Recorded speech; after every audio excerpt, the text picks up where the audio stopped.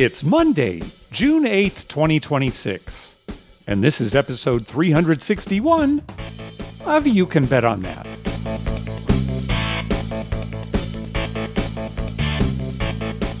Hi, everybody. Welcome to You Can Bet on That, a podcast for the recreational gambler.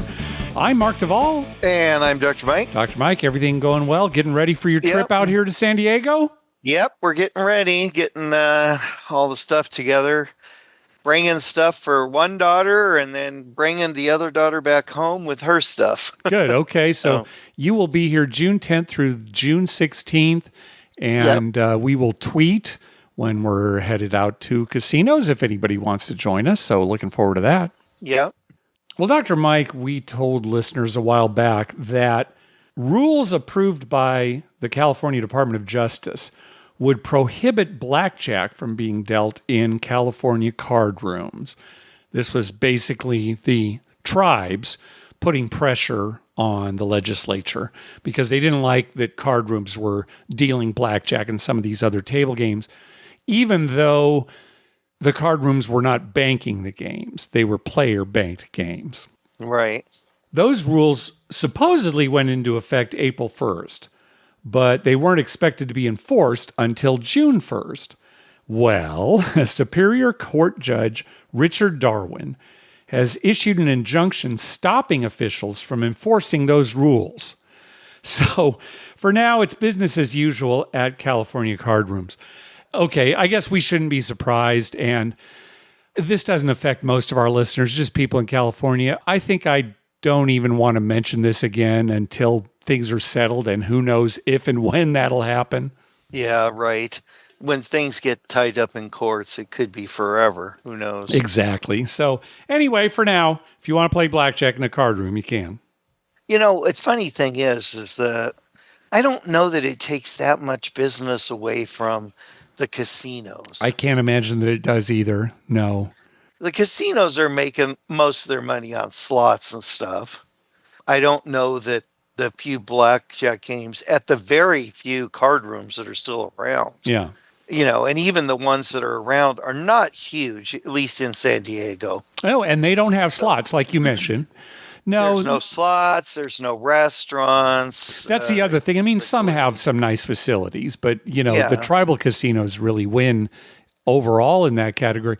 No, you're absolutely right. I can't see a lot of people thinking, oh, gosh, I can't play blackjack anymore at Hawaiian Gardens, so I guess I better drive the extra however to get to Yamava. The only advantage that the card rooms have is they're more local. Right. For the most part, they're closer to big cities. Yeah. Right, and to where people live. Right. I mean, you know, some of the Indian casinos are out there a ways, but that's really their only advantage. And so... Topic done for now, at least as far as we're concerned. All right. One less thing for me to worry about. Oh, thank goodness. It's so hard. Life. We got an email from listener Ryan E. He says, a regular at my monthly poker game wanted to go play in one of the weekly tournaments at the Pepper Mill. So off we went across the Salt Flats off to Wendover. Played the tournament for roughly 6.5 hours and ended up chopping the top 4. This was the first time I chopped and had to do some quick Google ChatGPT work when someone requested an ICM chop. Ended up taking down around $1,700 when we finally settled on the terms. Yeah, for those who don't know, ICM stands for Independent Chip Model. It's a mathematical formula that determines how much money each player in the chop should receive based on chip stacks and the payout structures, etc. It's universally accepted as a fair way to chop up the money. You know, the first place finisher is not going to win as much as they would have if they'd actually ended up in first place at the end of the tournament. At the same time, maybe the fourth place person will get a little bit more than they would if they'd gone out in fourth place. So anyway, that's ICM. I mean, and the first place person has to be a little happy about that because he doesn't have to continue on where some bad beat puts him in fourth. Right. And it'll depend on how far ahead first place is too, right? If the chip stacks are pretty even, that might be something he's thinking, okay, well, if he's got a huge chip lead, like he's got, 90% of the chips, and maybe he wouldn't want to do it. But anyway, right. That's a little aside. I see him. Okay, continuing on with Ryan's email. My buddy was not as fortunate. He busted out of the tournament much earlier, then proceeded to donate a couple hundred to the 1-3 cash game. We decided to go grab some dinner at the steakhouse at the Rainbow. As we walked in to dinner, I told him that it was my treat tonight. Being relatively new to poker and gambling, he insisted on paying for his own dinner. After a few drinks, I convinced him that it was part of gambling culture, that I was going to cover the meal and wouldn't take no for an answer. After dinner, we made our rounds at roulette, craps, blackjack, and pie gow, mostly up and down. Ended the night with a tag team slot pull. After a couple duds, we ended up hitting a $750 bonus and called it a night. As we were cashing in the Tito, he went to split it up 50-50. Knowing how much he was down for the night, I told him that we were splitting it 75-25, 75% to him, to ensure that he had at least made it back to even for the trip. What are your thoughts on those two gestures? First, picking up dinner after a tournament score, and second, skewing the slot win split to help a friend get unstuck. Outside of our monthly poker game, he doesn't gamble much, and while he would have been fine with the losses, I thought it might help keep the experience positive and encourage another trip in the future. Oh yeah, bravo, Ryan. Well done. Yeah, I 100% agree with what he did. Yeah, it is kind of part of the gambling culture. If you've got a big win, especially if everybody else has lost, I'll take care of dinner. When I came back from Vegas last time, we had that big win. And of course, I told my poker group, and we were getting together that week for a Saturday game. And I said, I'll bring all the food. Right. So, that's It's like on The Big Bang when they want to convince Sheldon to do something and they just tell him it's social convention. and he always, in that case, okay. Yeah, right. You just have to explain to him. That's what people do socially, Sheldon. Yeah, that's what they do. And so he'll go along with that as long as he knows it's social convention, like bring someone a hot beverage when they're feeling bad. And splitting up the slot win differently, you won. So, good job. Sure. I felt that way too. I've had friends who, Mark, you're playing craps. Can you show me how? And I know that here it is. It's a $15 table.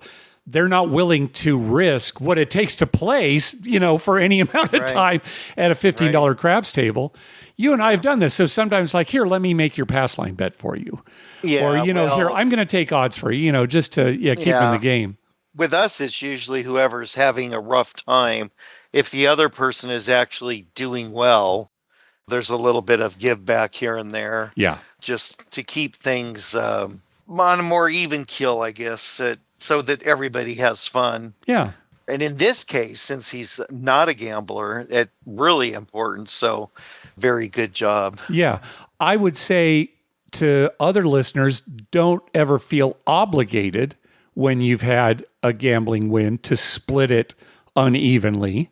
That's not as much of the unwritten code as paying for a meal. Right. That's that's kind of the unwritten gambler's code is, okay, I'll pick up the meal because I'm ahead. But other than that, don't feel obligated to do something like Ryan did. Although, again, bravo. Yes. Well, Mike, we want to thank everyone who's been clicking through our Amazon link. Remember, whenever you're going to buy something through Amazon, please go to our page first. YouCanBetOnThat.com and click through our Amazon link towards the top of the page. Let's move on to voicemails. First up is Dylan. Mark and Dr. Mike, this is Dylan from Houston. This is a public service announcement that I'm making. The classic, be careful what you wish for. So not the last time I stayed at the Golden Nugget, but the time before that, I remember thinking, wow, check-in is taking a long time. They had 30 people working the check-in counter, and I probably waited an hour or so in line. And I thought to myself, man, I wish they had the option for the self-check-in kiosk, but they didn't have any kiosk at the time. So you had to just check in regularly. 2 or 3 months ago, last time I was there, got the free room, got the comp, got $40 free play. And like I said, they're pretty liberal with their comps over there. Go to the check-in area, and now you don't even have the option to check in with a person. It's all kiosk. Man, I was like, I'll say it was quick. That was nice. But first off, I think it's kind of ugly just sitting there like in the lobby in the check-in area. And secondly, I didn't like it. Just very unpersonal. It's one thing if you just have like the option for self-check-in kiosk, but you still have the person. But it's another thing when you have no other option and you have to use the self-check-in kiosk. Wow, it's getting bad. Too many bean counters over there at the Golden Nugget. They also got stadium craps, and I just think it's ugly. It is, a lower minimum. It's like $5 minimum stadium craps over there, but, not great. Like I said, too many bean counters over there. I just wanted to mention that. Love the show. Love you guys, and hope you all are doing well. Thank you.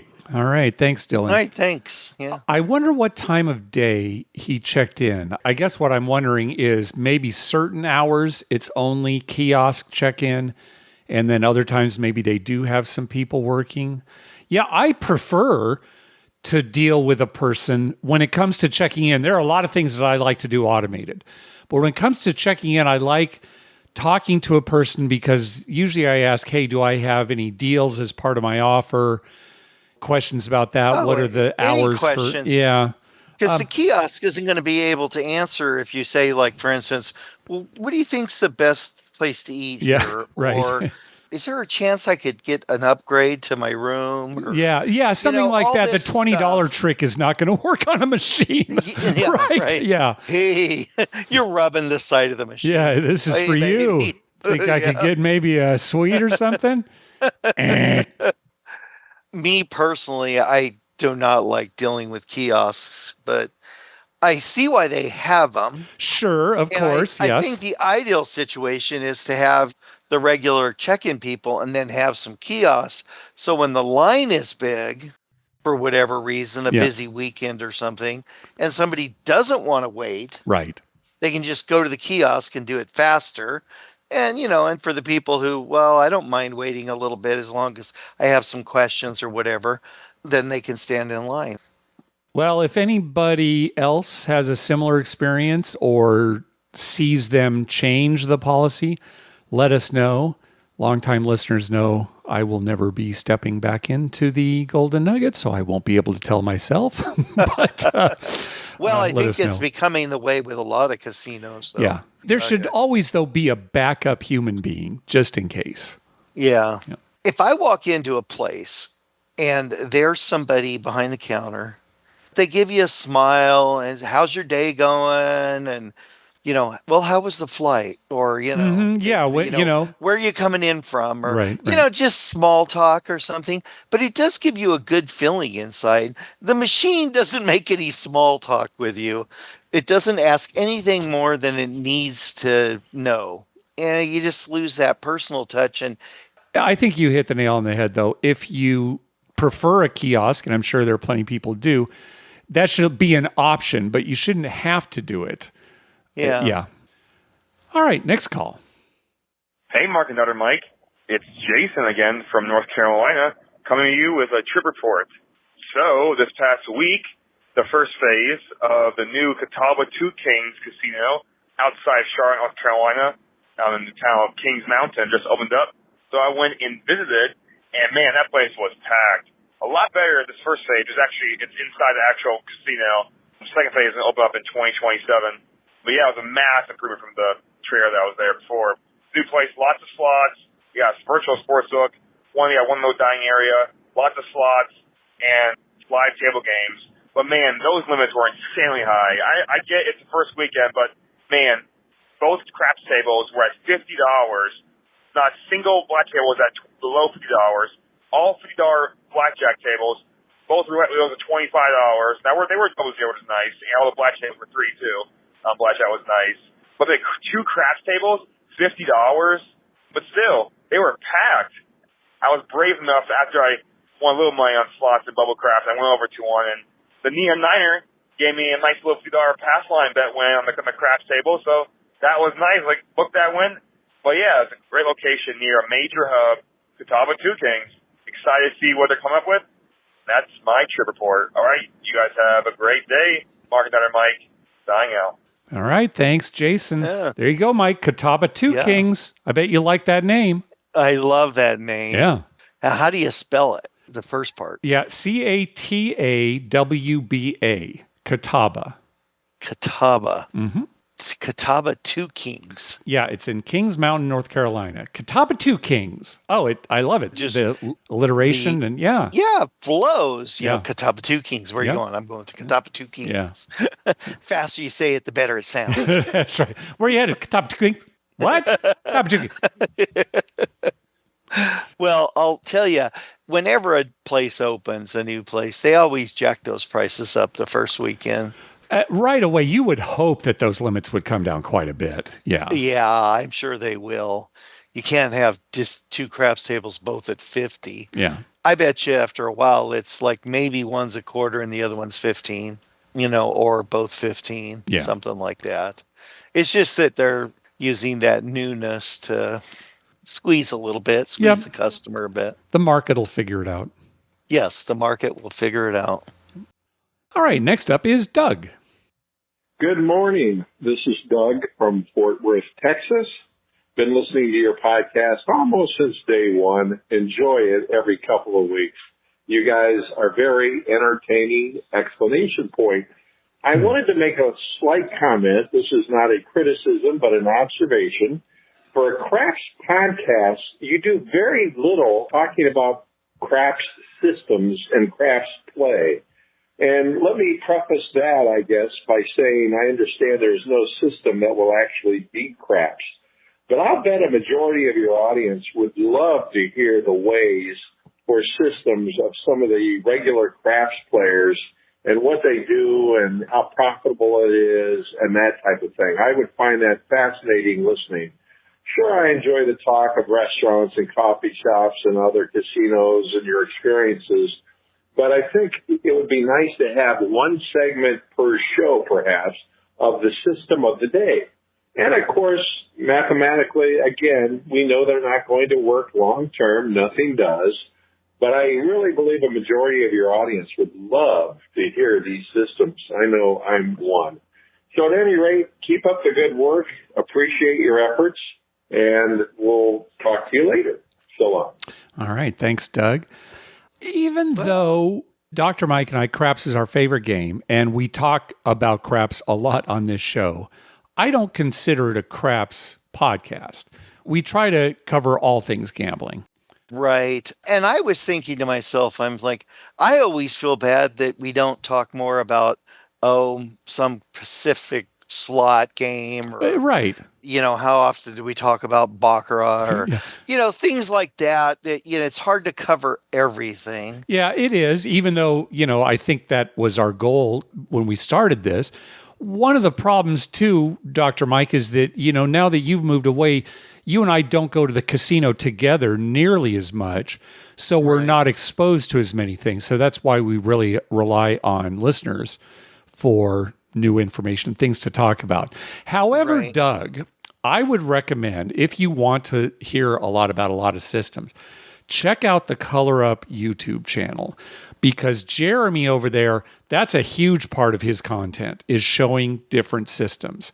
And Jeremy's also someone who knows, you can't beat this game, but he'll show you these interesting systems.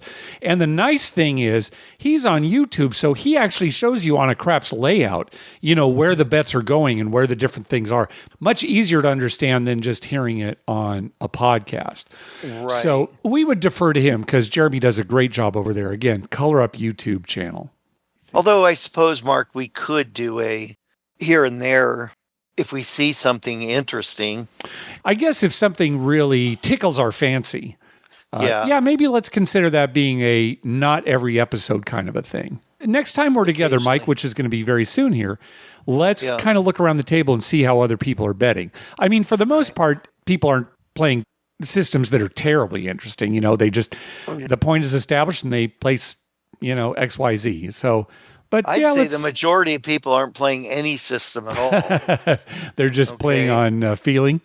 Feeling, yeah, like, oh, give me a hard 8. And, then they don't bet a hard way for ever. Yeah, right? they just, yeah. That kind of thing. Well, on our last episode, listener Dan called in and he said he had 3 addictions when it came to podcasts. He said ours was one. He said Crap Vegas was the other one, but he didn't give the third one. So Dan called back with a little more information. Hey, guys. Dan from Seattle again. I know I said on my last call I had 3 favorite podcast addictions. I actually severely missaid that. I meant to say 2 podcast addictions, you guys and Crap Vegas. And I do really like Astonishing Legends a lot. The cities I'm addicted to that I really, really love. New York is one of them because I'm from upstate New York. Seattle is the other one because I live here and I'm a temperate climate kind of guy. And Las Vegas, I don't know if I'd say addicted, although, yeah, I would. It's love. Like I said before on my previous call, I do adore Las Vegas. I'm not a gambler, not a drinker, but I do adore it. It's such a happy place for me. I love you guys. Love you guys so much. Thanks. All right. Thanks, Dan. When I was listening to this, Mike, and he's talking about how he loves Vegas, but he's not a gambler, he's not a drinker, it got me thinking, last episode, we were talking about kind of the way Vegas used to be. I don't think Dan would have liked Las Vegas when you and I used to go, like in our 20s. No. Because you went to gamble. There's so much more to do now. And so it was gamble centric. Yeah. I mean, casinos, maybe there was a show. Yeah. And then there's, coffee shop. Yeah, the restaurants were to get people in and out. Yeah, there was some fine dining, but it wasn't an experience. I'd say 90% of the people ate at the buffet. Right? That might be high, but I see what you're saying. Yeah. It was cheap. If you're there a few days, you had a buffet, at least 1 or 2 of them. Nowadays, it's a lot different. There's not really buffets. There's some, but they're expensive. Yeah, they're not like get you in and out kinds of things anymore. No, they're more an experience thing. So Vegas now, it appeals to a broader audience than when we started going. Yeah, for sure. All right, next call. Hi, Mark and Dr. Mike. This is Alex from Maryland. I last called a couple of weeks ago telling you that I played craps at MGM Grand with an NFL player, and you guys want to know who it was. I did email that to Mark. The answer is Julio Jones, which, while cool, was not necessarily Tom Brady or anything. But I was calling today because I had 2 quick things to tell you. First, I had a couple of friends who were in Vegas recently, and they texted me asking how to play craps. They don't gamble. They don't know anything. They were there for a concert. They wanted to play craps. I was delighted to text them back some pointers.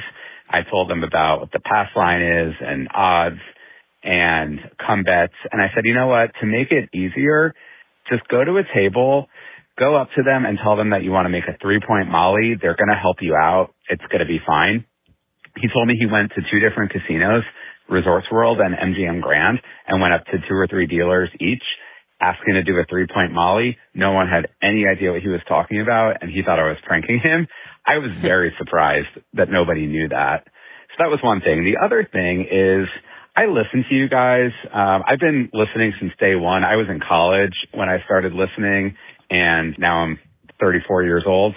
And I've always wanted to go back and pick up every single reference of you guys saying you would have something in your own casino or how you would do things in your own casino.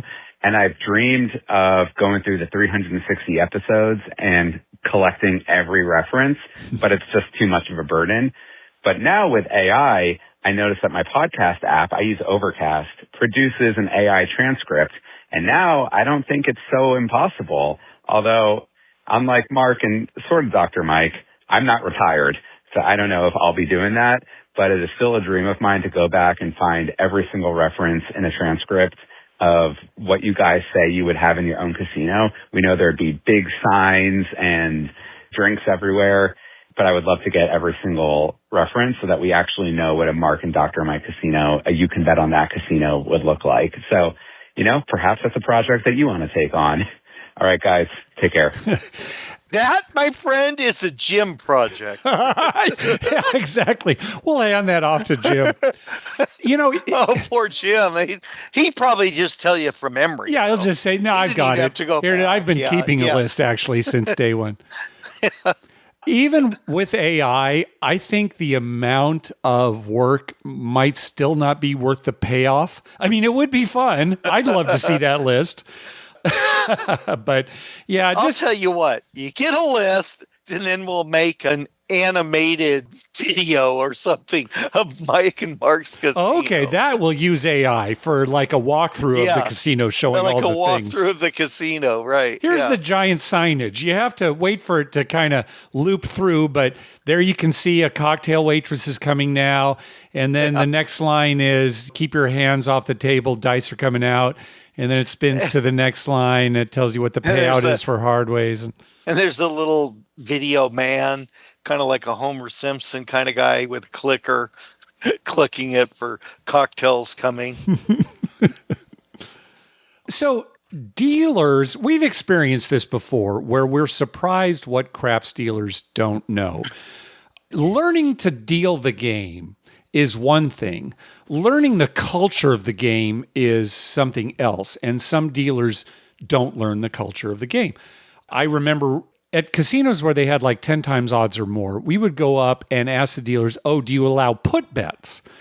And we've talked about put bets before. Put bets are an alternative to place bets, but they pay better. And you only want to do them, though, when you can take like 10 times or more odds. Anyway, we won't go into it. But plenty of times we've gone up to dealers, oh, I don't know what that is. And like the box will know what it is, but the dealers won't. 3-point Molly, yeah, I am surprised too. But again, if you're not part of the culture, and here we're talking about systems, crap systems, this is probably the most famous system. 3-point Molly is when you make a pass line bet and you take 2 come numbers as well. 3-point Molly. I am a little surprised, not shocked though. No, especially if it was a younger dealer. Yes. It seems to me, and I don't have any evidence of this, just my own personal feeling. It seems to me like dealers come and go a lot more now than they used to. Mm-hmm. It used to be you'd be at a table, guy would tell you, I've been dealing 14 years. I've been dealing 25 years, and they knew everything about the game, the culture of the game. Nowadays, it seems like, somebody gets hired at a casino, they train them how to deal craps, and that's basically all they know. They don't know systems or anything. And if you've only been dealing a year or two, I would think you would know 3-point Molly, but you might not know something else. I actually, when it comes to 3-point Molly, that is a system, that is a way of playing, but it's not something that you tell the dealer typically you want to do. Right. Oh, I'd like to do 3-point Molly. The dealer would say, okay, go ahead, do it. Right. But they're probably not asked about that a lot. Yeah. Well, and there are dealers, believe it or not, who don't gamble, who just work in a casino. They just deal. Oh no, I never touch the dice. All right, let's hear from Anthony. Hey, Mark and Dr. Mike, this is Anthony from Missouri. Just calling, going to Vegas in a little while here, a few weeks. Actually going to the Grand Canyon with some friends and then heading over to Vegas for 2 nights, basically 1.5 days. My question to y'all with them is, they are not big gamblers. They've only been to Vegas once. We went on my bachelor party, did some gambling and non-gambling stuff, took them to like the Stage Door Casino, took them downtown, did some pool time. So my question to you is, what do you think would be best for some non-gamblers? Thinking about one day, the morning, taking them to the Pepper Mill and kind of walking the strip down from there just to kind of see everything.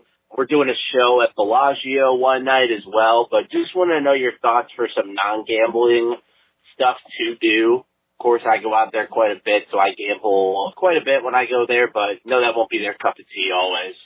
My other question for you that's kind of unrelated too is, do you all follow any influencer gamblers, like either on YouTube or anything? I know Vegas Matt is pretty big. I don't follow him a lot. Normally I'll follow Bluff or Bretsky. Just didn't know if y'all follow them and kind of how you feel about them. Bluff does a lot of good stuff. It kind of seems for the community and for just random people. He does like drive-through Tuesdays where he'll give a lump of cash to a drive-through worker, philanthropy Thursdays where he's donating stuff. So just didn't know what y'all thoughts were on them and if you follow any of those type of folks too. Thanks for all that you do and keep up the show. Yeah, I don't follow any influencers on YouTube, and not that I'm against them, but I just don't have the time. I'm retired, for crying out loud. Seriously, with the YouTube things, it's more something that you have to pay close attention to and watch. I know you can have it on in the background, but for me, when it's something visual, I really prefer watching it. And I keep up on so many podcasts. That takes up a lot of my time while I'm doing other things. I can be cleaning the apartment and listening to a podcast, that kind of a thing. And there are a lot of podcasts that I listen to. So, no, personally, I can't even comment on them. What about you, Dr. Mike? No, not at all. Yeah. If I'm at home, I enjoy sports too much. Yeah, some of it could be our age too, right? Certainly Right. YouTube skews to a younger crowd. Not that I don't watch YouTube, but a lot of younger people only TikTok, YouTube. They're not watching streaming television, network television, sports, that kind of thing necessarily. So some of it could be age, but no, again, really, I just don't have the time. Yeah, I mean, my time at home is usually spent watching, sports channels and television shows. I do watch network TV. Yeah, I watch a lot of We grew up television. with that, so that's just kind of what we're used to. Yeah.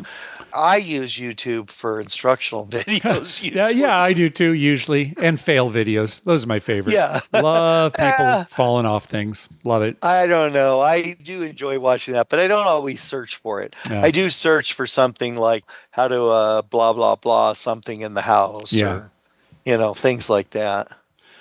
As far as advice for non-gamblers in Las Vegas, we've mentioned some of these before, but I think the Pinball Hall of Fame, even though I haven't been to it, it sounds like a lot of fun, right? It just quarters, all these old and new pinball machines. Go to Sphere, go see Wizard of Oz, or if there's a group performing you like to go to, a zip line, go up in the high roller. I love the idea actually of eating at the Peppermill and then walking down the strip. There's probably plenty of things they'd love to see walking down the strip. They get to the Link Promenade. There's a lot to look at there, even inside some of the casinos. You really just cannot beat shooting a gun out of a helicopter. That's what I was thinking too, right? Even if you don't want to do it out of a helicopter, you can go a place where you can fire off a machine gun or drive a sports car, as fast as you want, right? Things like that. Yeah. Those are kind of fun too. Yeah. Anyway, good luck, Anthony, and have a lot of fun on your trip. Oh, and also, even if they're not big gamblers, just go to the closest Keno hall and sit and play Keno. Just play Keno. I would recommend Horseshoe on the Strip or the Orleans. I know they've got a room. You can talk to your friends and drink and just sit there and pick numbers. Actually, in all seriousness, even though they're not big gamblers, they might enjoy just sitting, playing video poker at a bar at their own speed. They don't have to rush through, $100. Just hit the button every once in a while. Hopefully you'll qualify for some free drinks. And if not, hey, pay for a drink. Just enjoy yourself. Yeah, if you're like just hanging out in a bar situation and having some drinks, talking with your friends, that's a perfect way to do it. Yep. You might hit something. You might get a little payback. Well, Dr. Mike, I'm going to Vegas, a last-minute trip. Now, unfortunately, by the time this episode drops, I'll actually be heading home from Las Vegas. My sisters and I decided to go this coming weekend. We're going to go see Wizard of Oz at Sphere. So we're definitely looking forward to that. As a result, Dr. Mike and I are recording extra early. And in fact, it's not just because I'm going to Vegas. It's because you're going to be on the road here soon, driving out here to San Diego. Right. We're leaving in a couple days.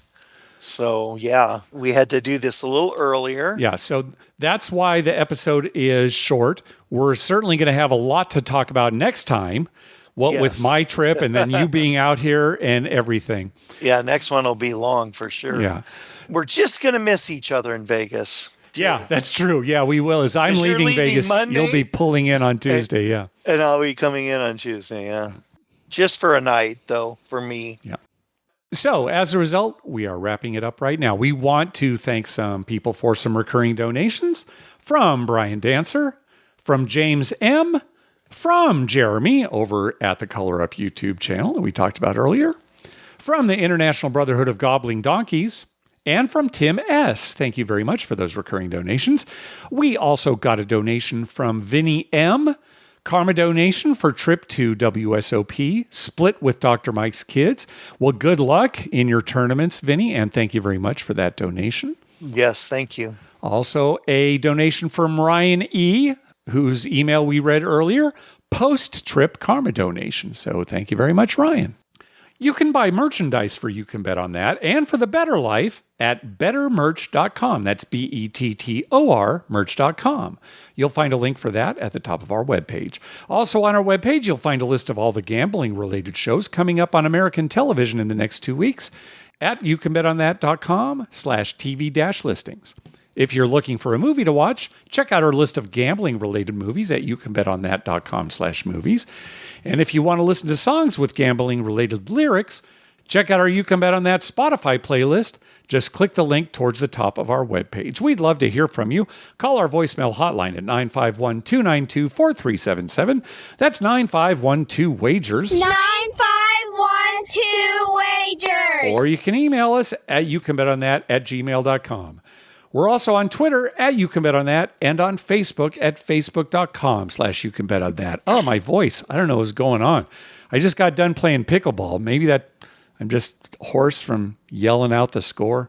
Whatever. Yeah, well, and also, I don't know about right now in San Diego, but here, there's so much gunk in the air. Oh, yeah. I mean, allergies and stuff. Yeah. Oh, yeah. My nose, I was out earlier this morning. Nose was running the whole time. Yeah. There's just so much stuff blowing around. Yeah. I was listening it all to Lynn. There's this, there's the dogwood, there's this, there's that. And then I said, and whatever that crap is right there, that's too Just floating by. Yeah, just floating by. Well, what else have you got for us, Dr. Mike? Let's wrap this up. Well, Mark, I was sitting in my chair the other day and I was thinking to myself, what is it that we gamblers all have in common? Mm-hmm. And the thing that I thought was most common feature of a gambler is we like the challenge. We like the challenge. You don't think we like the fear? We like the chase? We like the uncertainty? You think it's the challenge? All those things can kind of be hooked up in a challenge. Okay. Like the challenge to beat the odds. Okay, right. Beating the odds, yeah. Yeah, the rush that you get when you've beaten the odds. Yeah. For me, and I think for most people, it's not just like, oh, I'm going to make money, because you don't make money at it. But, the challenge of doing something that is difficult and maybe you can overcome it. Anyway, I'm sitting there and I'm thinking about that. And I'm thinking, yeah. You know what? I should probably make it a regular thing where I challenge myself with something that not only gives me a challenge, but benefits other people.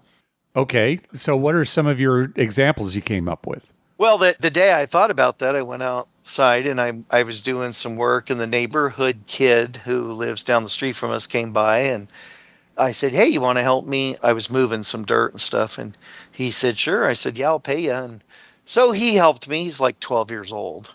And, he made $25 and he was excited as could be. And I was happy to have a little help shoveling dirt. Mm-hmm.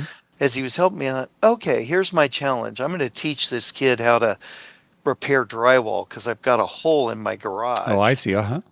And I've been putting it off. And so I thought, I'm going to sit in a chair and tell this kid how to repair drywall, have him do it, and he'll learn something. So my challenge is to teach him something that he probably has never thought about or anything. And so I think I'm going to do that now, at least every once or twice a month. Find somebody or something and teach them something that I know. All right. Well, good for you, Dr. Mike. I'm kind of surprised at what you get away with. Because, you're like shoveling dirt and some kid walks by. Hey, kid. Well, he's not some kid. You want to help me shovel? It's not a grave. It's not a grave that you're going to eventually be in, and then I'll cover you with it. I'm just shoveling dirt. I got to move from one place to another. I'll pay you. Mark, people are attracted to me. They know I'm not going to hurt them. guess so. He lives down the street. He's a good kid. Yeah. Smart kid, too. But, it's summer, and he earned $25. He was very happy about that. Good. Oh, all right, good for you, Dr. Mike. So, I think us gamblers are really good people, except for bad Leroy Brown. He wasn't as nice a person, but he was a gambler. Yeah, he was, but, it caught up with him. Yeah, it caught up with him. But anyway, as gamblers, and we like challenges and stuff, I'm going to make my challenges for the benefit of somebody else. Right. So I challenge you, Mark, to do that this week. Okay, I'll see if I can do that when I'm in Vegas. I'll see if I can figure out something to do. I'll help out other players. Oh, here, let me show you this system. Or just hold the door for somebody. Oh, or, okay. I think I do that already. But something okay. challenging, though. Something challenging, okay. Take the worst gambler you see. Just go up to him. Look, I'm going to fix you. You obviously don't know what you're doing. People looking at you. Now, who are you? Does this involve digging a grave? That would be a challenge. Does this involve digging a grave? All right, Dr. Mike. Looking forward to seeing you in a few days. Yeah. Thanks for listening, everybody. We'll talk again in 2 weeks. We'll see ya.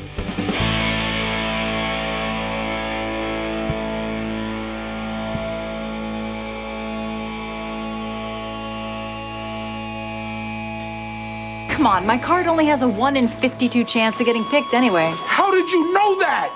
You're like Rain Man. Quick, how many toothpicks are on the ground? 0. You need to go to Vegas.